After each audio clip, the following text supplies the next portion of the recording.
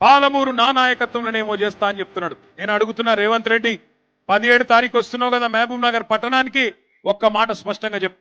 నీ ప్రభుత్వం వచ్చినాక మేము ఆనాడు ఐటీ హబ్ కట్టి అక్కడ 14 పరిశ్రమలు తెస్తే, నీ ప్రభుత్వం వచ్చినాక ఆ 14 పరిశ్రమలు ఎందుకు పారిపోయినాయో ఒక్కసారి తెలంగాణ యువతకు, పాలమూరు యువతకు, మహబూబ్ నగర్ యువతకు సమాధానం చెప్పమని కోరుతా ఉన్నా. నీ ప్రభుత్వం వచ్చినాక ఈ 2 ఏళ్లలో పాలమూరుకు ఒక్క పరిశ్రమ తెచ్చినవా? ఒక్కటంటే ఒక్క పరిశ్రమ తెచ్చినవా? సమాధానం చెప్పు చిత్తశుద్ధి ఉంటే. మేము మా గవర్నమెంట్లో తెచ్చిన వాటికి వచ్చి రిబ్బన్లు కట్ చేస్తా ఉన్నాడు. దేవరకద్రలో అన్నాడు ఆల వెంకటేశ్వర రెడ్డి గారు మేము అందరం పోయి కార్నింగ్ అనే పరిశ్రమను తీసుకొస్తే దానికి ఈయన వచ్చి రిబ్బన్ కట్ చేసి ఈయనేందో పీకి పందిరేసినట్టు ఉపన్యాసం అని చెప్తా ఉన్నాడు. మహబూబ్ నగర్ లో దివిటిపల్లిలో అమరరాజా అనే పరిశ్రమ 9,500 కోట్ల రూపాయల పెట్టుబడితో మన గవర్నమెంట్ లో కేసీఆర్ గారి నాయకత్వంలో మనం సాధిస్తే, ఈ మొనగాడు వచ్చి ఈయనేదో చేసినట్టు అక్కడ పోయి తిరిగి 2 సార్లు పోజులు కొడతా ఉన్నాడు.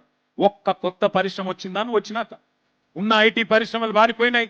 నీ నిర్వాహకం వల్ల ఈరోజు ఒక్కటంటే ఒక్క కొత్త పని జరగడం లేదు.